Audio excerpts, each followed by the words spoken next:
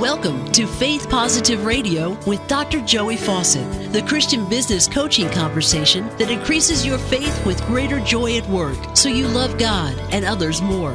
Dr. Joey interviews Christian business professionals just like you to discover their secrets for working faith positive in a negative world.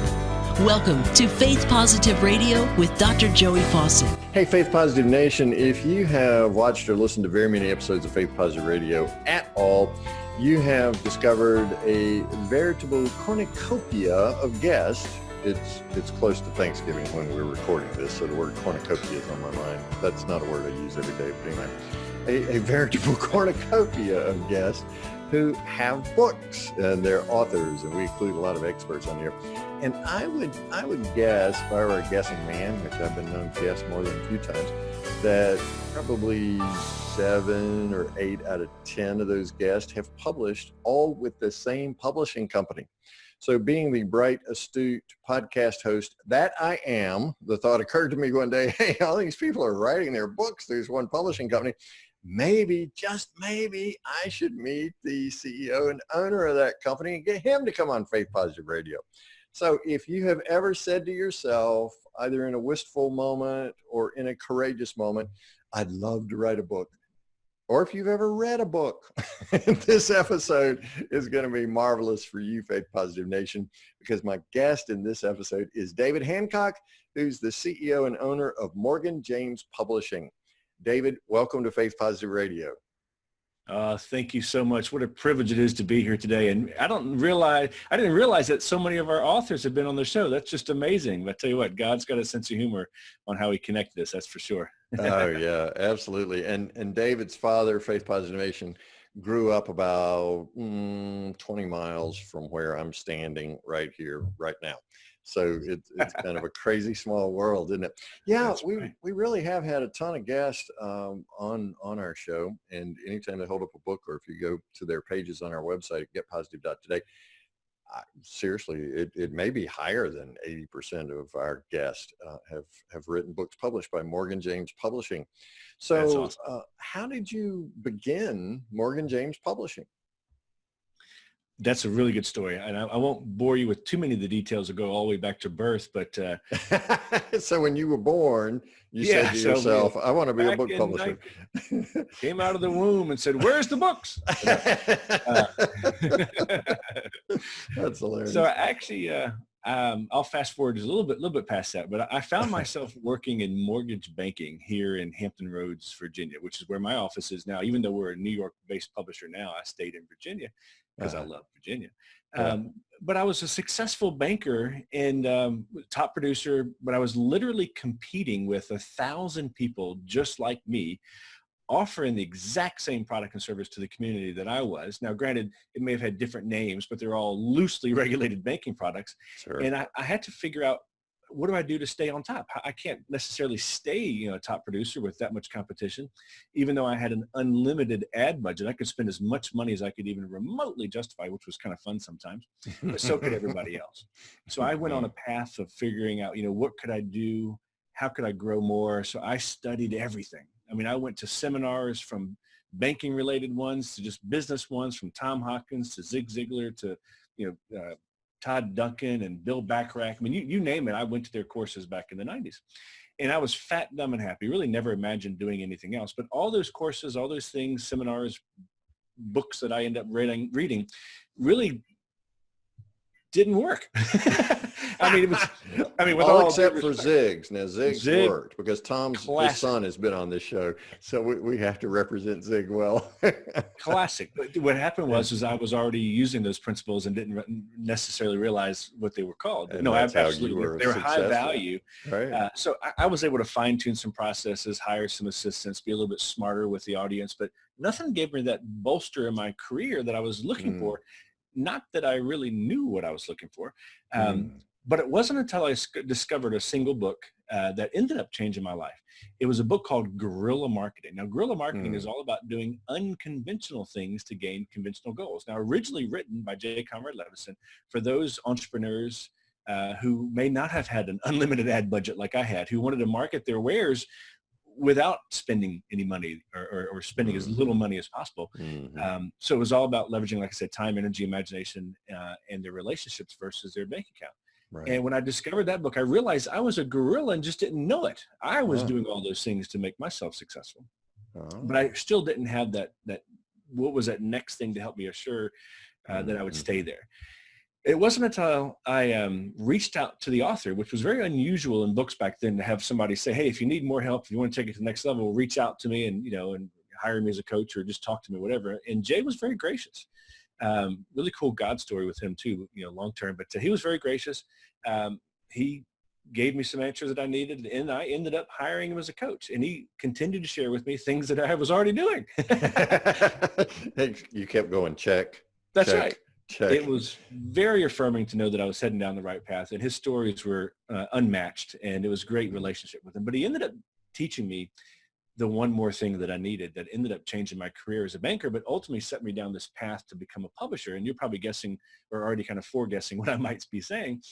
He sat down with me and said, David, if you wanted to charge more and negotiate less for your product and service, well, who doesn't? He said, if you want to charge more and negotiate less, you've got to keep doing what you're doing because it's obviously working, but you need to add one more thing. And I'm like, yes. Oh, wait, let me guess. What's that one more thing, David? I know, right? So he went on to tell me again the next month, because I'm paying him lots of money per month. Yeah. And he went on to say that, if you're one of those whale of a clients that you just wish you could land their business, they just don't give you the time of day, which I certainly did. As a mortgage banker, I had celebrity real estate agents that I wish I could talk to, big giant, residential builders I wish I could talk to that never would call me back, or CPAs or lawyers who had very big clients that wanted to buy billion-dollar houses. Those are the guys I certainly wanted.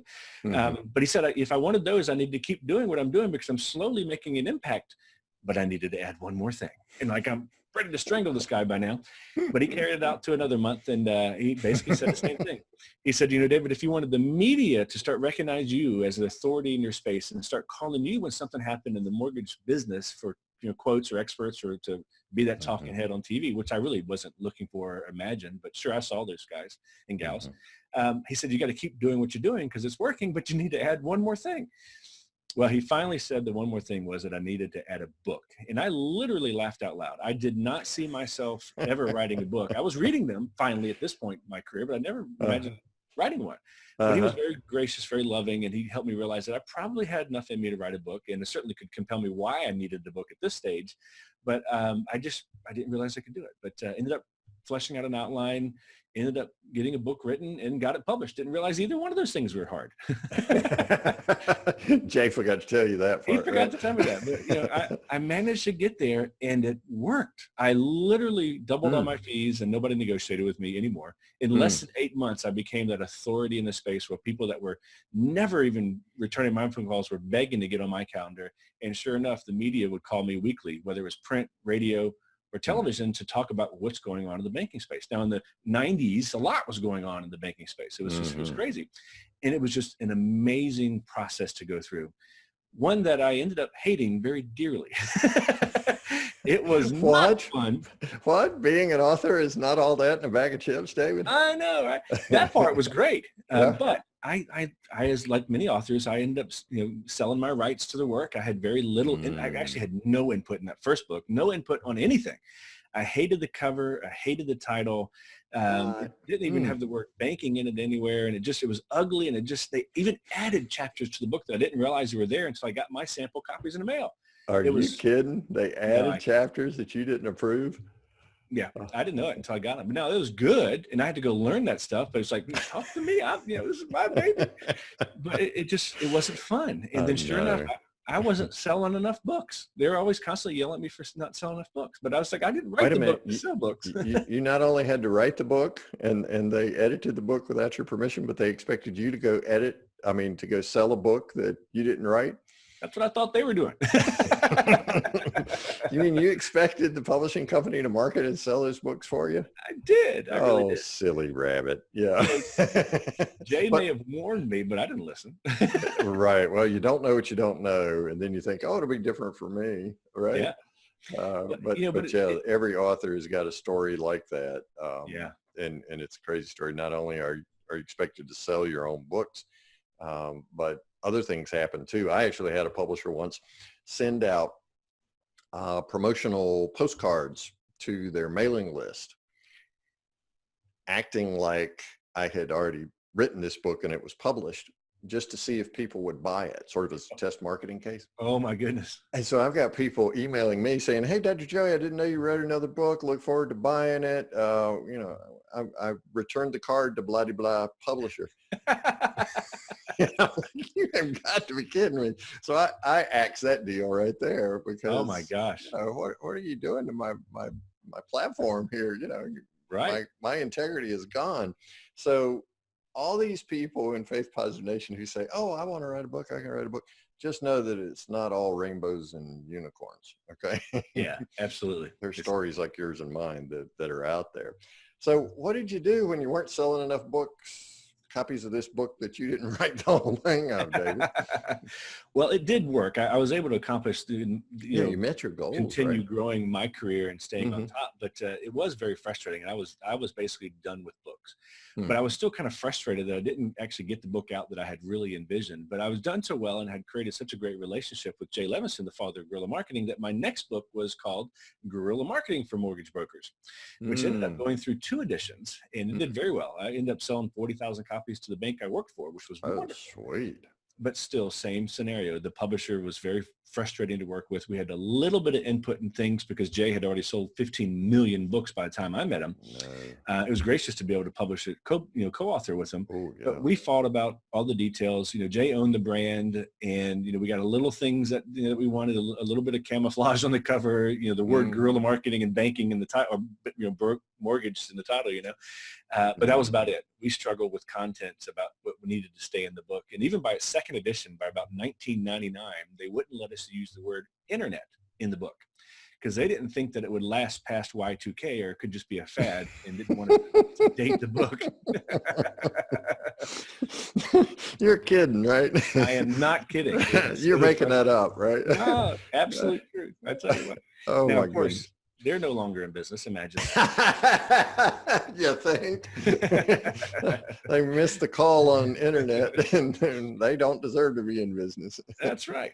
I continue to grow my day job as a banker, but I found this new passion for the power of the book for entrepreneurs like me. Now, even though I was a W-2 employee for a bank, I literally was commission only. I got paid when I got out there and performed, when I hustled. Sure. Mm-hmm. And at that time, I had graduated from the banking business, from being the guy who had money for you and I to buy a house or refinance a house, to be in the bank that offered money to that person that would reach out to you and I. So I became a wholesale banker. So one of the things that I would do is I would teach them how to be better bankers, because I shared with them the things that I was doing to be a top producing loan officer and mortgage banker. And a lot of that was doing the guerrilla marketing. I basically spent more time coaching on guerrilla marketing their small business, which ended up making me extremely successful as their banker. But one of the weapons, if you will, in their arsenals that I wanted to make sure they had was a book, because it worked for me. Mm-hmm. But after years of doing that, I realized they all were having the same problems I have. Some were getting very inspired, writing book, getting publishers and exploding like I did, and fighting with their publishers and struggling with the relationships and not selling enough copies. And it's just really frustrating. And some were self-publishing, which is absolutely better than doing nothing at all, but weren't seeing the same level of success, certainly some success, but were frustrated their books weren't in bookstores and they weren't quite getting the media attention that they had hoped from others. And it was very frustrating. And finally, I decided to sit down with my bride, who was very influential, still is, to me, with kind of honing this passion. And then Jay Levinson, who was just a great encourager, he was still my coach even through these days, and decided to set out on a path to try to fix publishing. I wanted to put relationship back into publishing. I wanted to create a company that had the look and feel and smell of a traditional house, but certainly wasn't. Very unconventional. I wanted to help the authors realize their goals, because I learned in my banking business that more that I helped someone else, obviously classic Zig Ziglar, the more that I helped someone else realize their goals, the more my goals were going to be met. And it was proven to me day after day after day after day. And so I said, here is an outline for an entrepreneurial, guerrilla-based publishing house. Ended up naming it after my 2 small kids, Morgan and James, and set out on a path to change the world of publishing. Well, that was 17 years ago, and I didn't quit my day job until two years later. And then the following year, we had our first New York Times bestseller, and gracious, been very blessed ever since. But God's been a big part of this for sure. Wow. So tell us how God's been a big part of it for sure, David. So that was a long answer to a very short, quick, easy question. I humbly apologize. No, that's fine. It's fascinating and really gives hope and encouragement to anybody in Faith Positive Nation that if you're in one line of work and it's not fulfilling, God has a calling on your life to do something else. And so focusing on relationships is what I heard you talking about, and then finding a need and filling it. And interestingly, get rid of your own pain, which is so often the case that it's our pain. I think 2 Corinthians talks about that. It's in the midst of our pain that God ministers to us, and then we learn how to minister to others. So that's really what you did as an author, was to respond to that calling on your life. But tell us more about how God was a big part, for sure, of this journey. It definitely took a lot of faith. You know, a true entrepreneur is willing to take a risk for a potential gain, but you certainly need to be strong, enduring, and optimistic. And I felt like I had a really good idea. I mean, all that I had was a really good idea, some passion and enthusiasm, and my rugged good looks. And others would tell me my rugged good looks was questionable. So really, I had two out of three ain't bad, David. If you're on Spotify listening to this, go to YouTube. That's right. Faith Positive Radio. Check it out. That's right. I'm so proud to be here. You know, but it did take a lot of faith. Granted, I was making a very good income as a banker. By the time I quit, it was scary still to be, out taking this risk to grow this business. And there were many times over the last 17 years that I wake up in the middle of the night in a cold sweat thinking, oh my gosh, I'm the sole provider of a family of 10, then 20, then 40, now 50. It can be terrifying if you let Satan get in there and mess with your mind. But every time we ever had a need, every time we were at a critical point in our business and decisions that needed to be made, prayer, confidence, and listening certainly helped. Do we go left? Do we go right? Which is the best way? Listening to that Holy Spirit to give us the peace that we need to be, and just, I tell you what, hopefully making the right decisions based on our upbringing. So we're not a Christian publisher, but all of us here are Christians, and we do publish good, clean works that glorify the Lord in many ways. In fact, a lot of our business books have great faith messages, even though we have a small official faith division. But God has definitely been instrumental in helping us, hopefully make the right decisions, help us fail fast on the ones that we may have taken too quick. But that doesn't necessarily mean that wasn't God's will, because God's will is for help us to learn and grow on our own. And sometimes tripping up is one of the ways. So, and to be honest, all those things that I skipped from birth to banking, there were a lot of interesting steps that if it didn't happen to me, I would not be who I am today. I would not be able to serve the Lord the way I am today, or serve authors the way that I am today. So when I look back at that very crooked path of how I got to publishing, it all made sense. I learned this here. This happened because I met this person, or this person helped me meet this person. And it was just like all exactly where I needed to be. Oh man, that is so cool when you can look over your shoulder and see where God was at work. Oh yeah. My rearview mirror is a lot clearer than my windshield, I got to tell you. That's right. And we've all been picked up and carried by folks along the way. So what, from birth to banking, what's one experience that you had that you can look back now and see prepared you for publishing through Morgan James Publishing today? I think it was some original setbacks. So I followed the path of my father. Came from Gretna to Virginia, went to the apprentice school, started to build ships. Well, I barely passed high school, dropped out of college. I didn't necessarily know what I wanted to do when I grew up. So my dad got me into the apprentice school after his, path, and I started to be a sheet metal mechanic.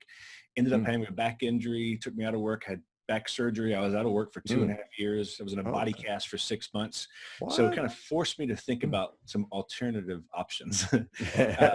But it did certainly help me, start stepping down those proper paths. So if I had just not gone to work and volunteered for that overtime, I would have never, started that first thing. So all the pain that I went through has now, been very clear that was part of my path. But also it gave me the passion and enthusiasm to realize that there was more of an opportunity for me, being willing to leave that. Because when I went back into the shipyard, they couldn't fire me because I had hurt my back on the job. But God's grace made me hurt my back on the job, which they paid for the surgery and even slightly a little bit of workman's comp while I was there. But I learned that I had a degenerative back problem that was hereditary.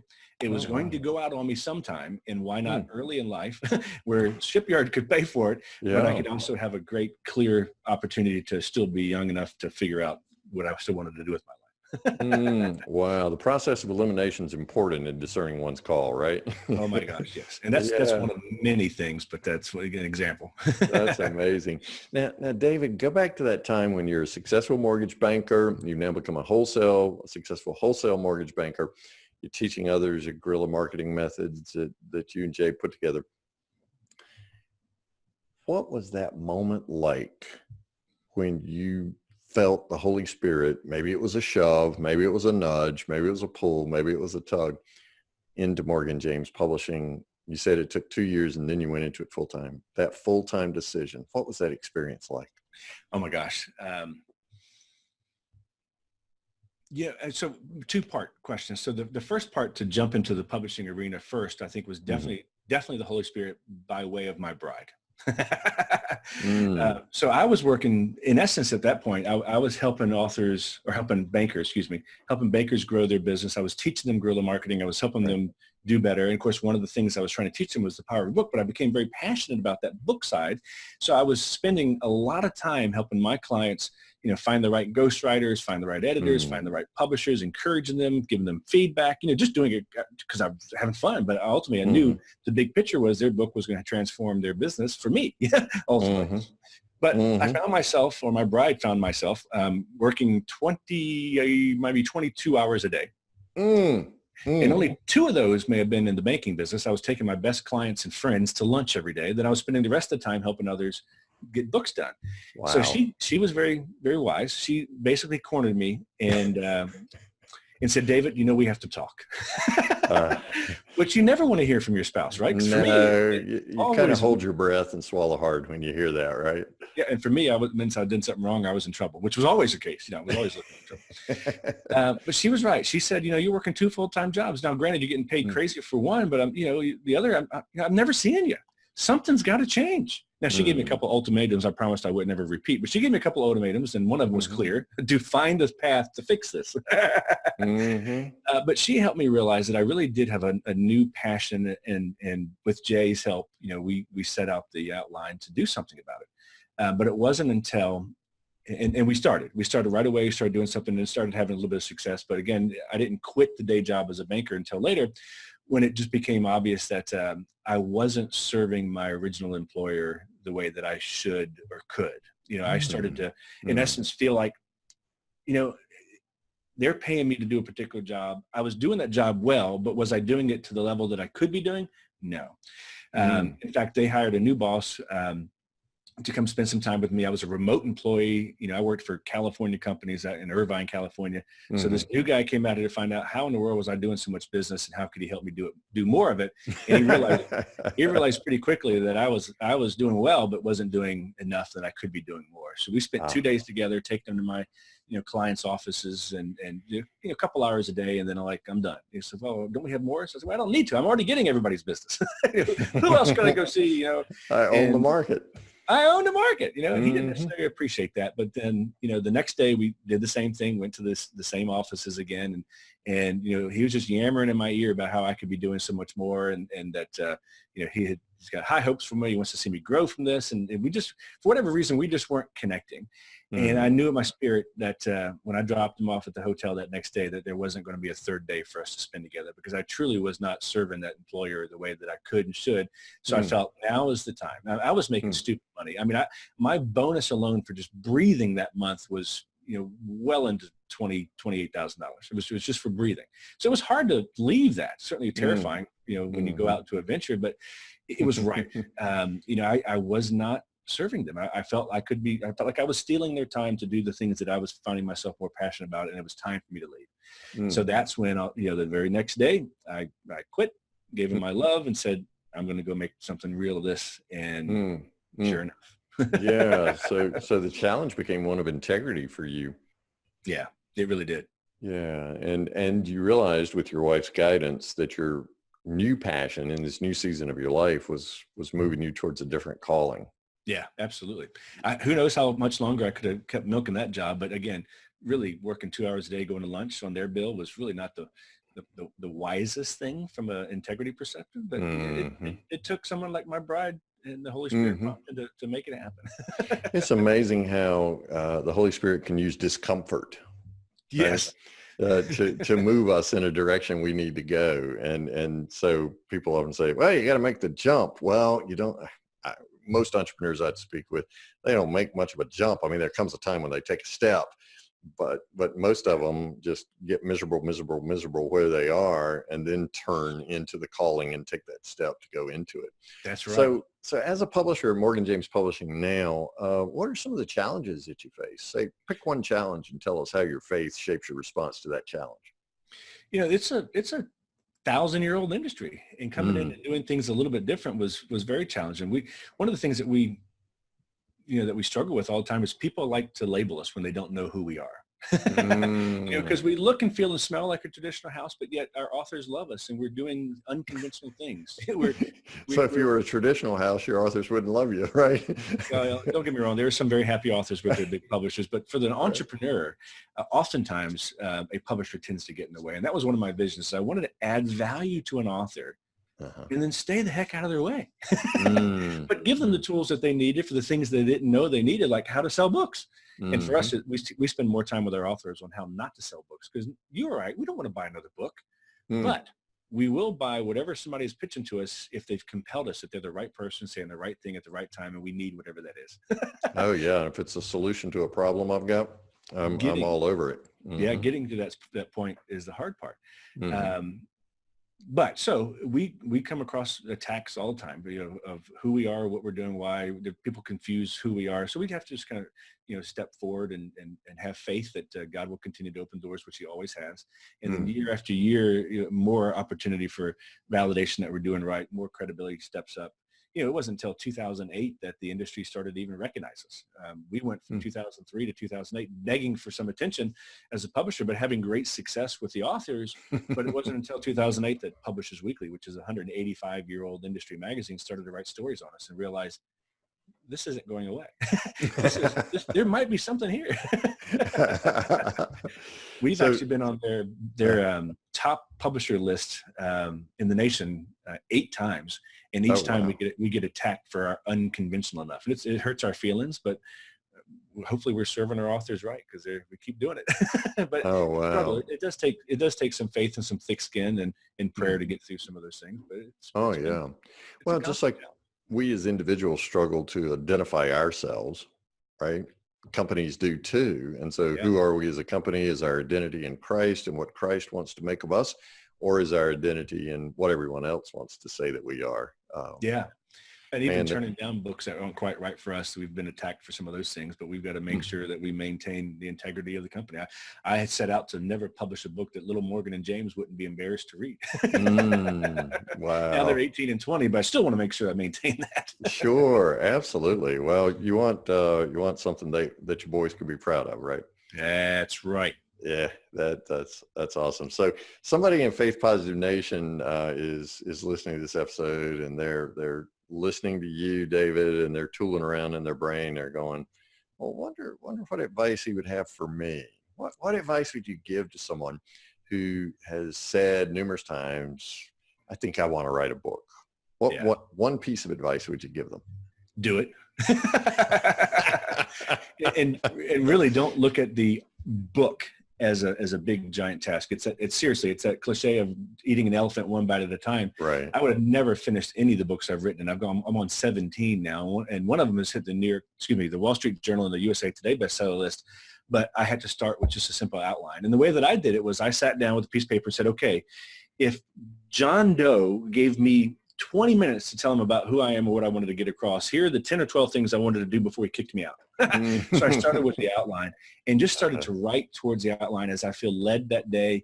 In fact, my first book, the one that I didn't think I could even write, I wrote exactly like that. Something happened in banking today that made me think, okay, if I could help someone else go through this easier, then that would be a benefit. So I would write about that for 5 or 10 minutes at a time, a couple of days a week, and end up writing a book. And I didn't think about the big book. I just thought about the pieces. But to answer your question, if they're thinking about writing a book, they should. 86, according to Publishers Weekly, 86% of the population say they want to write a book, but less than 30% actually does. Well, that's a pretty high number, 30%. I didn't think it'd be that high, 30%. Yeah. With self-publishing, there's it does make it a lot easier. Yeah. Okay, so Hey, Faith Positive Nation, there it is. If you've said to anybody, including yourself, or if you feel God prompting you, oh yeah, just do it. Because that's what I hear you saying, David. The Holy Spirit was your partner in writing these 17 books. That's right. Have faith and do it. Yeah, exactly. Yeah. Well, and it, as you're talking about the elephant, it looks like such a huge task. But if you just sit down, open up your heart. Frederick Buechner said that writing is a subcutaneous art. You know, you sit down, you open a vein, and then you bleed all over the paper. So it's that movement of the Holy Spirit as your partner to really help you write that book. So you're not alone if you do it. So Faith Positive Nation, sit down, start writing. Somebody will read it, right? I've sold a lot of books based on my mom's recommendation, you know, so pull those marketing people around you. When people say, Dr. Joey, you've had a couple of books hit number one on Amazon in different categories. How'd you do it? And I say, well, I'm humbled that anybody besides my mom read my books, you know? Amen. So that's a really neat thing. So somewhere behind Morgan James Publishing and the heartbeat of David Hancock has to be a favorite Bible verse or a Bible passage, David. What's that? Yeah. So you would definitely see a pattern with this because, you know, as we talked earlier about being an entrepreneur, you need to have, you know, the willingness to take a risk for potential gain. And of course, being an entrepreneur, you've got to have the faith to do so. So one of the verses that continually remind me of that is Hebrews 11:1. Simply just says that now faith is a confidence for what we hope for and the assurance of what we don't see. We're hoping that some outcome will happen, and we're assured by that relationship with God that it will for the best. It may not be the exact path or it may not be the exact route that we thought, but I'll read it officially. So I'll get it right here. So now faith is the confidence in what we hope for and the assurance about what we do not see. Hebrews 11:1. Yeah. I am always surprised, David, when things go the way I thought they would. So if I'm really walking by faith, you know, to quote another verse about walking in faith, if I'm really walking by faith and not by sight, I just want God to guide my steps. And Hebrews 11:1 sure points us in that direction. I can see why that was important in your own story. David, somebody in Faith Positive Nation is going to want to reach out to you. How's the best way to do that? Is there a website? Yeah, there sure is. So morganjamespublishing.com. That's morganjamespublishing.com. Also, you can follow me on Twitter at David Hancock, and certainly, you know, email. I'm very publicly available, david@morganjamespublishing.com. Wonderful. Hey, man, thanks so much for taking time out from writing book number 18. That's helping, because you get addicted after a while, right? And thanks for taking time aside from helping so many other authors achieve their goals and for just making the world a better place as we all seek to transform into the persons that Christ is calling us to be. And I love your story about how leaning into your calling was so dependent on your helpmate. That is gold for any of us in Faith Positive Nation, is just lean on the people around you and listen to them, because they're going to see, they're going to have insights. They're going to see things that we can't see about ourselves. So just having people around you, good advisors, trusted advisors, to speak into your life is so important. So David, man, those are a few takeaways I've gotten from our conversation today. Awesome. MorganJamesPublishing.com is the website. David@MorganJamesPublishing.com is how you can reach out to him. Man, you've shared so much with us today. I pray God's blessings on you, that insightful, godly woman to whom you're still married, I hope. Amen. 29 years and counting. Really? Wow. Yeah. So for the 30th anniversary, you're going to get her the Purple Heart or the Medal of Honor? I'm going to do whatever she asks. God bless Morgan and James too, David. We appreciate the gift of your time today, buddy. Thank you. It's been a privilege. Appreciate you. Thanks for listening to Faith Positive Radio, the Christian business coaching conversation that increases your faith with greater joy at work so you love God and others more. Suggest guests and ask questions when you email Dr. Joey at info@getpositive.today. And be sure to get your free gift of the 5 positive business conversations to have today coaching program at getpositive.today. Until next time, may God bless you with everything your heart can hope for and more than your mind can imagine.